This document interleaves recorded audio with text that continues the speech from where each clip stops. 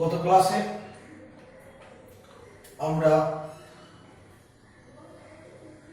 বৈদ্যুতিক ক্ষমতা বা পাওয়ার নিয়ে আলোচনা করেছিলাম। সেই ক্লাসটাকে কন্টিনিউ করতে হচ্ছে। সেখানে আমরা পেয়েছিলাম একটা বর্তনীতে বহিরোধ আর, সেলের তড়িৎচালক বল ই এবং অভ্যন্তরীণ রোধ হচ্ছে আর। তার প্রবাহ মাত্রা ই সমান আর প্লাস আর, এগুলো আগের পেয়েছি, তোমরা একবার রিভাইজ করে দিচ্ছি। অতএব বর্তনীর মোট ক্ষমতা, এই বর্তনীতে মোট ক্ষমতা আই স্কয়ার আর, হয়তো এখানে আর বলতে রোধ, তার মোট রোধ আর প্লাস আর লিখলাম। অতএব মান বসিয়ে বর্তনীর ক্ষমতা পেয়েছি। এখন এটাতে বর্তনীর মোট ক্ষমতা, বহির্বর্তনীতে ক্ষমতা কত পাবো? এই রোধটাকে বলবো বহির্বর্তনী রোধ বা ভার রোধ, লোড রেজিস্ট্যান্স বা ভার রোধ। এই ভার রোধ বা বহিরোধের প্রাপ্ত ক্ষমতা কি হবে? এর মধ্য দিয়ে প্রবাহ হচ্ছে আই, অতএব আই স্কয়ার আর, তাকে পি দিয়ে প্রকাশ করেছি, এটা পেলাম। এবং আমরা আগের দিন এই পি এর মান ম্যাক্সিমাম কখন হবে এর ফার্স্ট ডেরিভেটিভ করেছিলাম। মনে করে দেখো একটু, যে ডিপি বাই ডিআর একটা মান সমান করে আমরা কি পেয়েছিলাম? আর সমান আর পেয়েছিলাম। অর্থাৎ বহির্বর্তনীতে ক্ষমতা কখন ম্যাক্সিমাম হবে? যখন কোষের অভ্যন্তরীণ রোধ এবং লোড রেজিস্ট্যান্স বা বহিরোধের মান সমান হবে।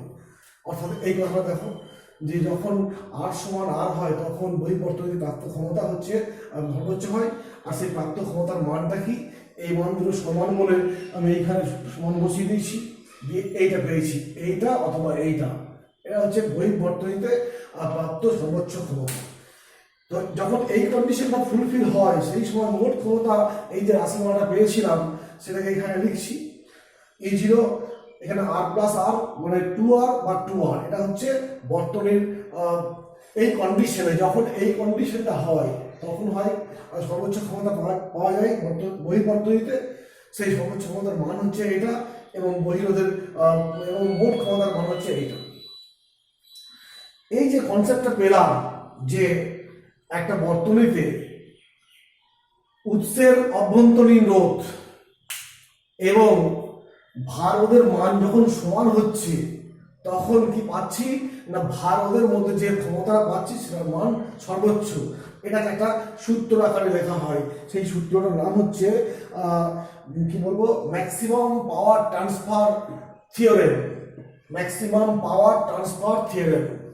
সেই সূত্রটা আমরা এখন লিখছি। তোমাদের ওই ছায়া বইতে নেই সূত্রটা, সূত্র আকারে নেই, সবটাই বলা আছে কিন্তু সূত্র আকারে নেই। তো আমরা সেই সূত্রটা লিখছি।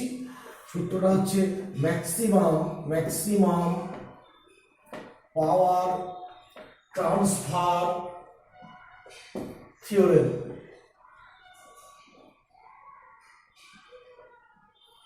বা সর্বোচ্চ, বাংলায় হচ্ছে সর্বোচ্চ ক্ষমতা হস্তান্তরের সূত্র। সর্বোচ্চ ক্ষমতা হস্তান্তরের সূত্র। সূত্রটা কি বলছি আবার, যে যখন বর্তনীতে ভার রোধ বা বহিরোধ, ভার রোধ ও কোষের অভ্যন্তরীণ রোধ এর মান সমান হয়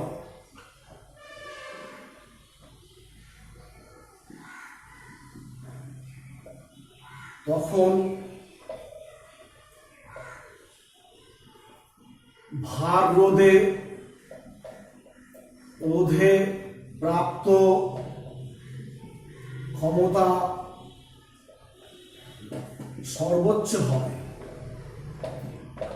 এটা হচ্ছে ম্যাক্সিমাম পাওয়ার ট্রান্সফার থিওরেম বা সর্বোচ্চ ক্ষমতা হস্তান্তরের সূত্র। কি? যখন বর্তনীতে ভার রোধ আর কোষের অভ্যন্তরের মান সমান হয় তখন ভার রোধে প্রাপ্ত ক্ষমতা সর্বোচ্চ হয়, প্রাপ্ত ক্ষমতা সর্বোচ্চ হয়।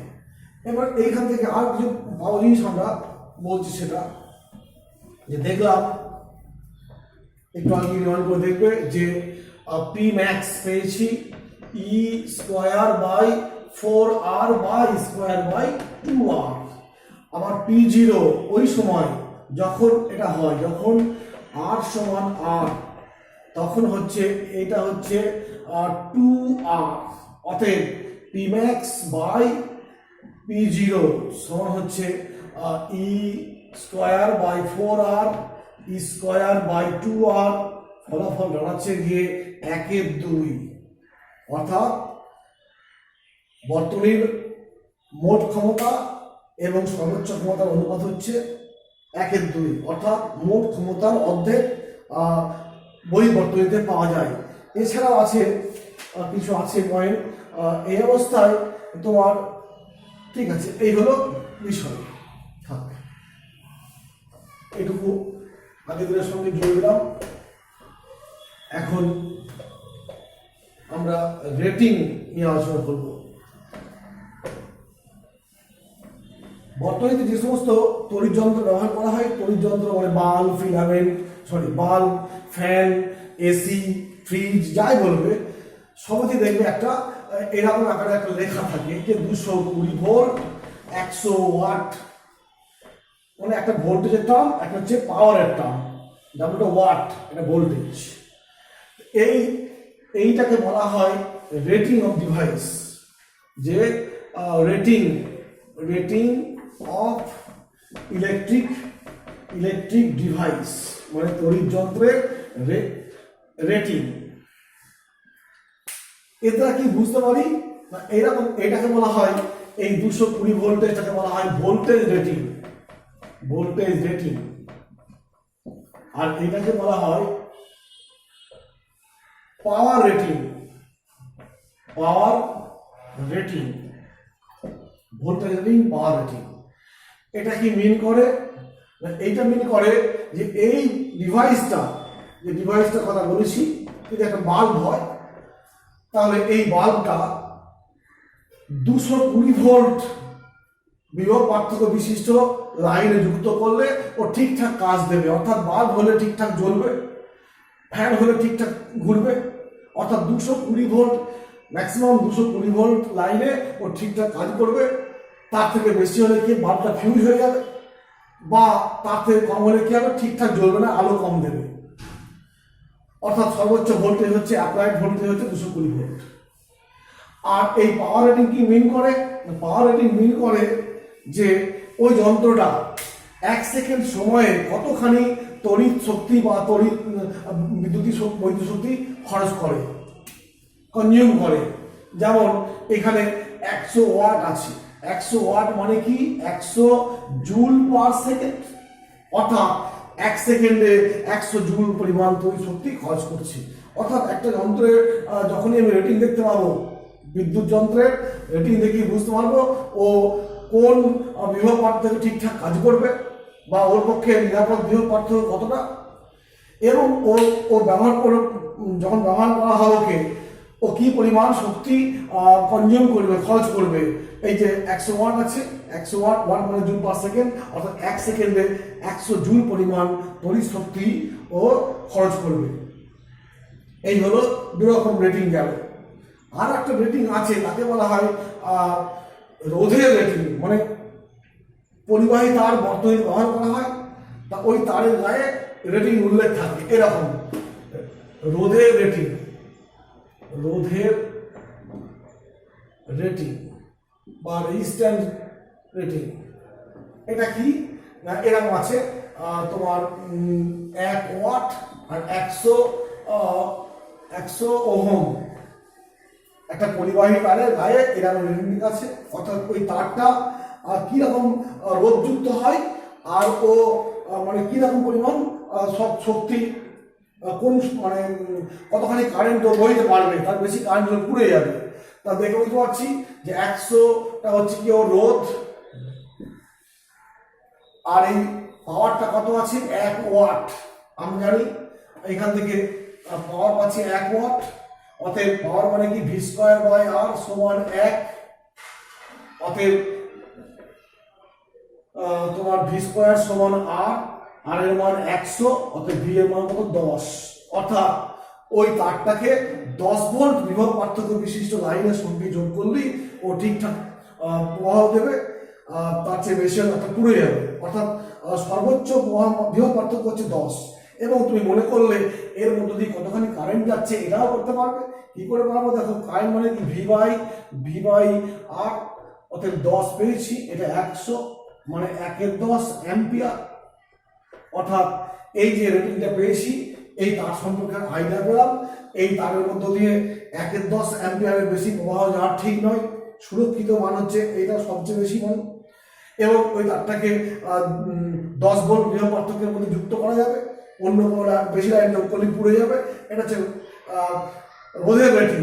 রেটিং কি জিনিস বললাম, আর রেটিং থেকে আমরা নিরাপদ পাই, অর্থাৎ নিরাপত্তা পাই। যেমন এই রেটিং থেকে আমি এটার মধ্যে ভুলে গেছি, এখান থেকে আমি পাবো যে তোমার এই যন্ত্রটা মধ্য দিয়ে সর্বোচ্চ প্রবাহ কত পেয়ে যাবো। কি করে পাবো না, ওয়াট সমান জানি ভি ইন্টু আই, পাওয়ার সমান জানি ভি ইন্টু আই। এখানে পাওয়ার 100 দেওয়া আছে আর এটা 220 দেওয়া আছে ইন্টু আই, অর্থাৎ আই এর মান হচ্ছে 100 বাই 220 অ্যাম্পিয়ার, অর্থাৎ এর মধ্য দিয়ে সর্বোচ্চ প্রবাহের মানটা এরকম, বেশি প্রবাহ হলেই পুড়ে যাবে। এই হলো বৈদ্যুতিক যন্ত্রের যে রেটিং আছে সেই সম্পর্কে একটা আইডিয়া দিতে পারলাম। এরপরে দেখা যায় কোনো বর্তনীতে বা আমাদের বাড়িতে যে দুটো বাল্ব কিংবা ফ্যান সব বর্তনী যুক্ত আছে, ওয়ারিং করা আছে, আর সেখানে যন্ত্রগুলোকে আমরা জানি সবাইকে সমান্তরাল সমবায় যুক্ত করা হয়েছে। কেন না, সবাই যেন ঠিকঠাক কাজ করতে পারে, অর্থাৎ সবারই দুই প্রান্তের বিভব পার্থক্য যেন ঠিক থাকে, যেটা দরকার সে যেন পাই 220 ভোল্ট। অতএব এখানে আমি হেডিংটা করছি যে একাধিক যন্ত্রের মানে তড়িৎ যন্ত্রের সমবায়ে ক্ষমতা, অর্থাৎ একটা বর্তনীতে একাধিক যন্ত্র ব্যবহার করা হয়েছে, তা প্রত্যেকটা যন্ত্রেরই ক্ষমতা আছে। তা যখন একাধিক ব্যবহার করবো তখন বলবো সমবায় ঘটছে। তো সেই সমবায়ের ক্ষমতা কি হবে আমাদের হিসাবে আলোচনার বিষয় হচ্ছে সেটাই। তো ধরি দুটি যন্ত্র, তাদের হচ্ছে ক্ষমতা বা পাওয়ার হচ্ছে P1 এবং P2, বিভব পার্থক্য মানে রেটিংটা বলছি, এটা পাওয়ার রেটিং, এটা বিভব রেটিং বলছি, পার্থক্য উভয় ভি, অর্থাৎ ভি বিভব পার্থক্যের মধ্যে যন্ত্র দুটো ঠিকঠাক কাজ করে। আর ওদের রোধ হচ্ছে R1 R2, তাহলে আমি লিখতে পারি P1 সমান V square by R1 R P2 সমান ভি স্কয়ার বাই R2। এটা কোথেকে পেয়েছি নিশ্চয়ই মনে আছে, আমার মনে করিয়ে দিচ্ছি দরকার হয়। P সমান ভি ইন্টু আই, অতএব P সমান ভি বাই আর, মানে P সমান ভি স্কয়ার বাই আর, এখান থেকে। অতএব দুই ক্ষেত্রে পাওয়ারের মান পেয়ে গেলাম। এবার আসছি সমান্তরাল সমবায়ের কথা।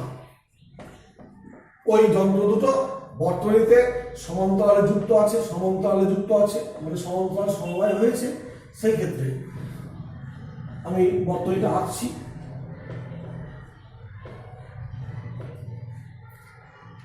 তো এর দুই প্রান্তের বিভব পার্থক্য, এটা হচ্ছে P1 ক্ষমতার, এটা P2 ক্ষমতার। দুই প্রান্তের বিভব পার্থক্য ধরে নিচ্ছি ভি আছে, অর্থাৎ উভয় ঠিকঠাক কাজ করবে। তাহলে এও ঠিক কাজ করবে, এও ঠিক কাজ করবে, অতএব উভয় যখন বিভব পার্থক্য ঠিকঠাক পাচ্ছে, ঠিকঠাক কাজ করবে, অতএব বর্তনীর মোট ক্ষমতা কত হবে? এ ব্যয় করবে যা ওর উপযুক্ত, এও তাই ব্যয় করবে, মোট ক্ষমতা P সমান হবে P1 প্লাস P2। কারণ উভয়ের বিভব পার্থক্য একই। এই যে রেটিংয়ের কথা বলেছিলাম, রেটিংটা হচ্ছে P1V আর P2V, অর্থাৎ দুটো কি ভি বিভব পার্থক্যে অ্যাপ্লাই করলে, যোগ করলে ঠিকঠাক কাজ করবে। আর সেই অবস্থায় ওদের ক্ষমতা হবে কি, মোট ক্ষমতা হবে কি, উভয় ঠিকঠাক কাজ করছে মানে কি বর্তনীর মোট ক্ষমতা হবে P সমান P1 প্লাস P2, অর্থাৎ মোট ক্ষমতা প্রত্যেকের ক্ষমতার চেয়ে বেশি, যোগফল। অতএব যদি একটা 100 ওয়াটের বাল্ব হয় আর একটা 60 ওয়াটের বাল্ব হয়, তাহলে মোট ক্ষমতা কত হবে? 160 ওয়াট।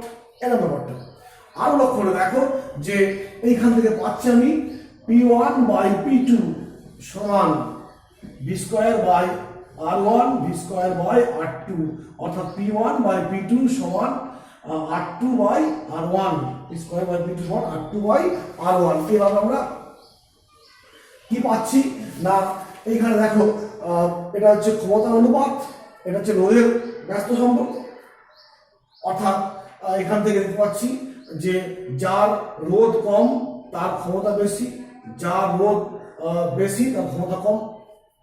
এখান থেকে আমি এই কনসেপ্টটা পাচ্ছি, যার রোধ ক্ষমতা বেশি। এবার আমরা মোট ক্ষমতা পেয়ে গেলাম, যদি অর্থাৎ মোট এই সমান্তরাল সমবায়ের মোট ক্ষমতা কি, প্রতিটা ক্ষমতার যোগফল দিয়ে মোট পাচ্ছি। যদি বর্তনীটাকে আমি শ্রেণীতে যোগ করি, অর্থাৎ দুটো ডিভাইসকে শ্রেণীতে যোগ করছি, শ্রেণীর সমবায়, শ্রেণী সমবায় করলে কি হবে না, এরকম ছবিটা আঁকছি, এই একটা এটা P1 এটা P2, উভয়ের বিভব পার্থক্য হচ্ছে V। এখন লক্ষ্য করে দেখো এইখান দিয়ে একটা কারেন্ট যাবে, এই বিভবটা উভয় নিচ্ছে, এও কিছুটা নিচ্ছে, এও কিছু নিচ্ছে। আমরা জানি সমান্তরাল সমবায় কারেন্ট, শ্রেণী সমবায় কারেন্ট একই থাকে, কিন্তু বিভব পার্থক্য ভাগ হয়ে যায়। আর সমান্তরালে কি হয়, কারেন্টটা ভাগ হয় কিন্তু বিভব পার্থক্য একই থাকে। অতএব লক্ষ্য করে দেখো এইখান থেকে লিখতে পারি যে এখান থেকে P1 মানে কত লিখবো, দেখো P1 হচ্ছে I স্কয়ার R1, এটা P1 ড্যাশ বললাম কারণ আগেরটা P1 বলেছি বলে P1 ড্যাশ বললাম, অর্থাৎ এ যে ক্ষমতা, এর প্রকৃত ক্ষমতা এইটা, কিন্তু এই বর্তনীতে এ যে ক্ষমতাটা পাবে সেটা হচ্ছে এইটা, আর এ যেটা পাবে সেটা হচ্ছে P2, এটা হলো তোমার লিখবো I স্কয়ার R2। ঠিক আছে, অতএব এইখান থেকে দেখো P1 ড্যাশ P2 ড্যাশ সমান হচ্ছে I square R1 I square R2 মানে হচ্ছে R1 বাই R2। অতএব এই যে কনসেপ্ট পাচ্ছি দেখো এখান থেকে যে P1 dash by P2 dash সমান R1 বাই R2, অর্থাৎ যার রোধ বেশি তার ক্ষমতা বেশি। এই বর্তনীতে, আগের বর্তনীতে ছিল যার রোধ কম তার ক্ষমতা বেশি ছিল, এক্ষেত্রে যার রোধ কম তার ক্ষমতা কম। সমানুপাতিক সম্পর্ক, এটা ব্যস্ত সম্পর্ক, এই হলো বিষয়। আবার এটাকে ঘুরিয়ে বলতে পারি, এই যে কনসেপ্টটা এই দুটো ক্ষেত্রে মিলিয়ে, অতএব বলতে পারি P1 dash by P2 dash সমান P2 বাই P1, এটা উল্টে যাচ্ছে P2 বাই P1, অর্থাৎ সমান্তরাল সমবায়ে যে ডিভাইসটা বেশি ক্ষমতা পাবে, শ্রেণী সমবায়ে সেই ডিভাইসটা কম ক্ষমতা ব্যয় করবে ইত্যাদি। এইবার আমরা দেখতে পাচ্ছি এই বর্তনীর প্রবাহ কত, এটা মুছে দিচ্ছি।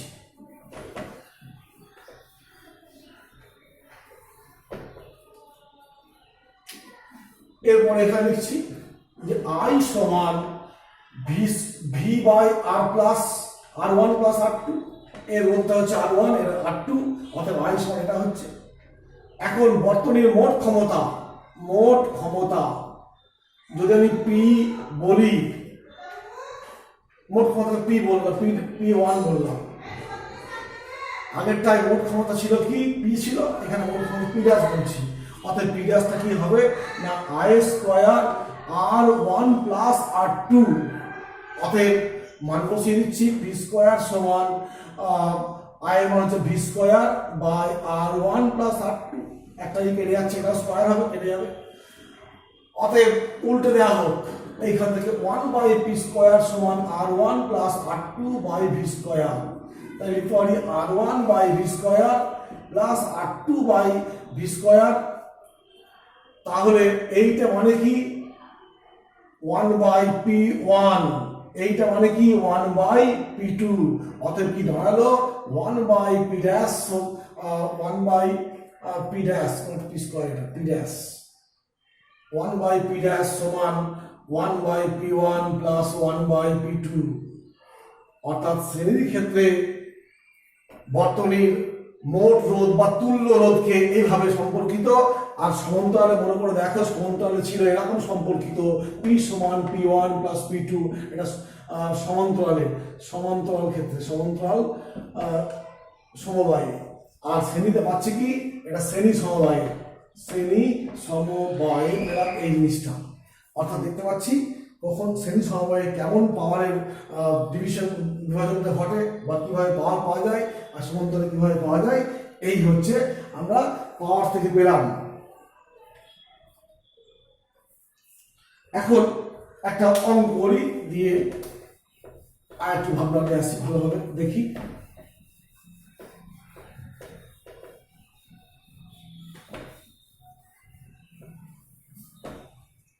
অঙ্কটা পরের দিনই হবে।